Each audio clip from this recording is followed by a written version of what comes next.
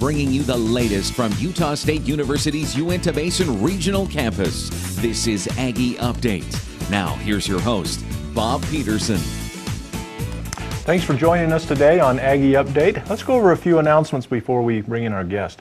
Those of you who are involved in concurrent enrollment and hope to do so this upcoming year, remember there's a scholarship application that's available on our website you can go to, and concurrent enrollment students, you're going to be charged $5 a credit hour this upcoming year, okay? And that's okay because the scholarship's going to help you take care of that. So make sure you go to our website at uintahbasin.usu, and there'll be plenty of time to fill it out and turn it in. We'll help you, but if you can get a head start and do that early, that'll be all much better. Also remember, admissions for fall semester, that's right around the corner. I know we haven't hit summer yet, but it is a $55 application fee. Go online again, uintahbasin.usu.edu, and go to the online application link. Also remember, even though our scholarships are, due dates are gone, financial aid opportunities are still available. Go to FAFSA, FAFSA.com, and see if you can qualify for a Pell Grant or other scholarship, financial aid opportunities to help you pay off your education. That's it for Aggie announcements.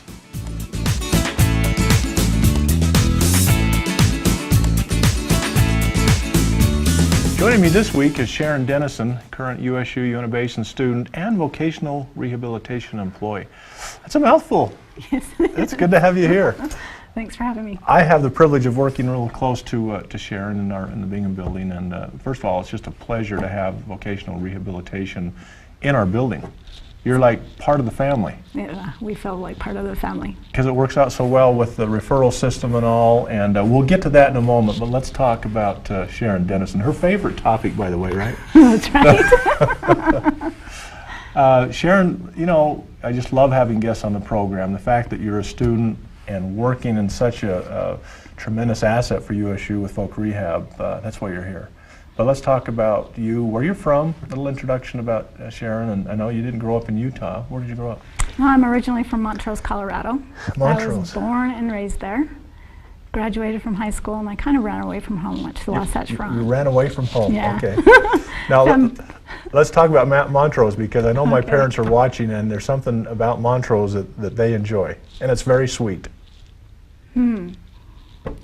Must be the chocolate factory. Yeah, it's a Russell Stover chocolate. So, Mom and Dad, here's your contact right here. So you ran away from home to the Wasatch Front. Yeah, and then I found my way to Vernal. I've been here for 12 years. 12 years. So, what'd you do in Salt Lake? Were you working? Were you just living? Working and raising a family. Okay. So I did take some college classes there from schools I can't mention, because it's not USU. Yeah, that's okay. There's a lot of great schools out there. Just not as good as being an Aggie, right? That's right. So, you know, Montrose isn't a real big place. No. My mom and dad haven't, well, they have invited me to go with them, but going to Salt Lake and then coming back to Uintah Basin, was that a good transition for you? It was a great transition. It got me closer to home, and I needed to be back to a small town. Children's ages at that time, they made the transition okay? They did, yes. Good. 5th grade and under. Good. So they moved well. Very well. Yeah. So did you immediately go to work for Voc Rehab, or you've had some other jobs prior to? No, I worked for you in a school district for about 4 years, and I've only been with Voc Rehab for a year and a half. Well, let's talk about the other schools that you're maybe gone to, because you brought some credit over with you when you came in, and so you attended in large part USU here in the Uintah Basin to finish your degree that you're working on right now. Right. So what are the other schools you were attending? Where did you go? I went to University of Utah and Salt Lake Community. Okay, great experiences there? Yes, yes. But so I've really enjoyed my experience with USU here in the Basin. Good. I'm a non-traditional student. Yep. And when I went back to school, it was about 2009, and it was about the same time that the time limit on the credits was going into play, and I just happened to squeak in under that with all of my credits because they were quite old at that time. You know, that's worthwhile to mention, because we have a lot of students who, like Sharon, non-traditional student, you know, and that's our specialty really. We're leaning more toward traditional students, but for a lot of you who are non-traditional students like Sharon was, if you've had credit build up over time at other institutions, bring him in and talk to us right now, because there is kind of a expiration date, if you will, and it's 10 years or so down the road. And so come in and visit with us and see if we can work with you in getting that degree going. And so it worked well for you. It did. Were still able to use much of the credit you'd earned. Yes, I was able to get my associate's degree, and I've been going to school full time, and I'll graduate in a year. Did you have a course of study in mind when you moved out here, or are you kind of navigating through? I know you're in family, consumer, and human development right now. Correct. Are you set on that major right now? I am set on that major. It'll lead me into a couple of different areas that I think. MSW, I could be a counselor at Voc Rehab with rehabilitation counseling. You know, it's another interesting point. You're working with an employer that you've been able to spend some time with and saying, hey, I could maybe do this. I would like to be a counselor. So why don't I just stay at USU and head in that direction? Because you can do that while you're here. Yeah. It's kind of an advantage to be able to go to school and work in the same building. Yes, that's very helpful, isn't it? David Law, you've obviously taken some classes with David. Yes. Other instructors locally that you've taken that you've enjoyed? Most of them have been broadcast. Broadcast? Yeah. Talk about Charlene and Dave are the... Yeah, and they're notably FCHD in our neck of the woods. Yes. But talk about the broadcast method of receiving classes. Not a bad way to receive instruction. No, I actually like it. It beats doing everything online. You at least have some kind of interaction with others. And it's not, they can't see you. They know you're there, right? You hit that microphone. Yes, Sharon, what do you need? You know, what question do you have? So good. Yeah, that's been a good experience. I've been able to meet other instructors. Susan Talley's down in Ephraim, and it's been fun to meet other instructors that way. So let's hope you stay in that FCHD route, and maybe MSW with our own Dr. Derek Tollefson, who leads that effort throughout USU. Yes. A lot more to talk about with Sharon Denison, a student here at USU, as well as an employee through vocational rehab. And we're going to come back right after the break and talk to her about her employment. We'll be right back.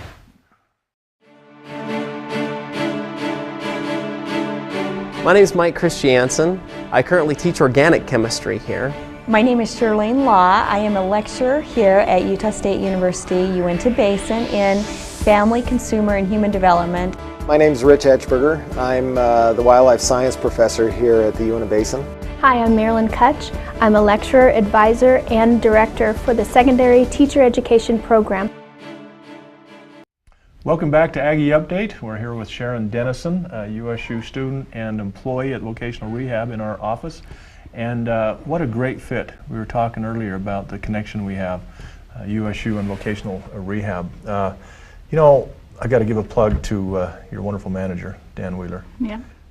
He's a joy to work around. I don't even work with him, but he's just next door, and I can't help but have a smile on my face when I run into him. Yes, he is a great man. Great manager, great boss. It looks like you're almost having too much fun over there. So are you doing any work? It's a secret. We got to keep that a secret. It's not a secret now.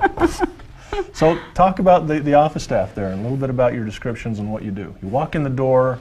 Okay, I'm executive secretary. We are the district office for Eastern Utah District segment of Voc Rehab. I'm the executive secretary. Jerry is our rehab tech.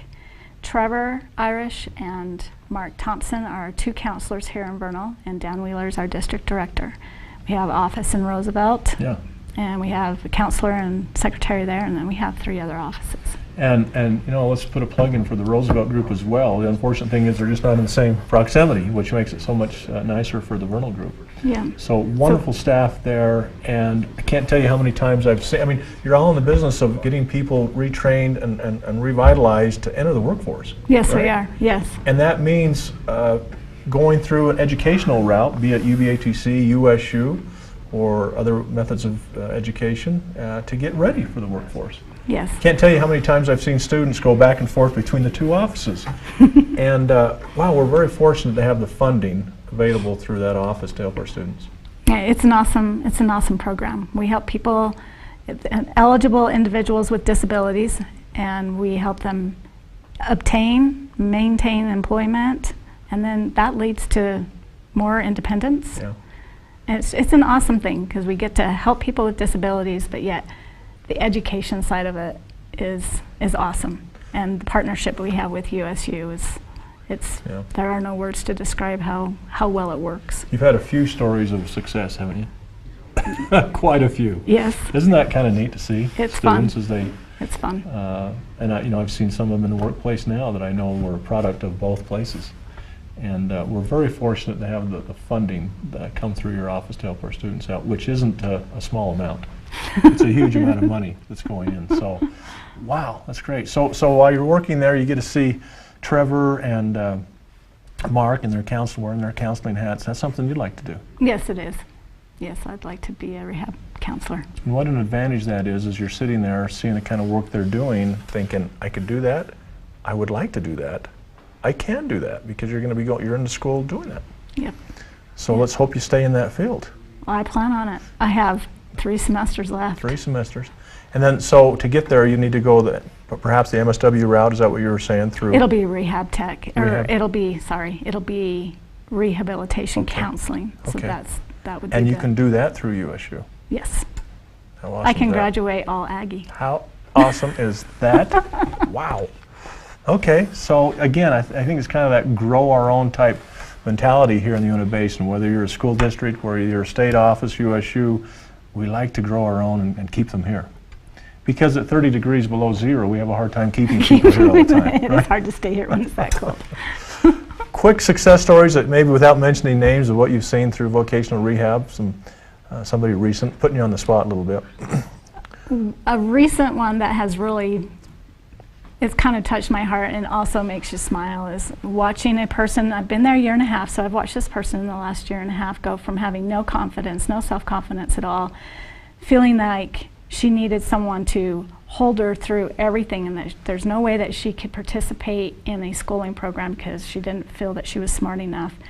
She has come to a point where she has passed tests and received her CDL, and we're working on getting her a job. CDL.